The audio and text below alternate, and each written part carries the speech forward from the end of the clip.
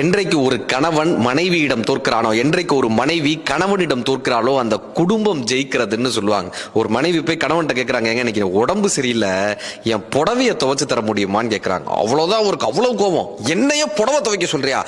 என்ன நினைச்ச? என்னுடைய அதிகாரம் என்ன? என்னுடைய பணம் என்ன? என்னுடைய பதவி என்ன? நான் எவ்வளவு பெரிய ஆள் தெரியுமா? என்னைய புடவை துவைக்க சொல்றியா? இனிமே உங்க கூட குடும்பமே நடத்த முடியாதுன்னு சொல்லி ஒரு சாமியார் மடத்துல போய் சாமியார் ஆயிட்டாரு சார்.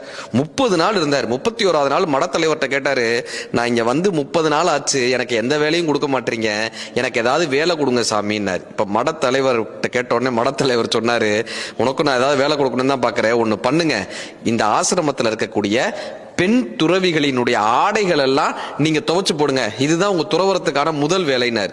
ஒழுங்கா வீட்டுல இருந்திருந்தா ஒரு புடவையோட முடிஞ்சிருக்கும். இப்ப அந்த மடத்துல சேர்ந்து அங்க இருக்கக்கூடிய அத்தனை பேருடைய புடவையும் தினம் 100 புடவையை துவைச்சிட்டு இருந்தார்.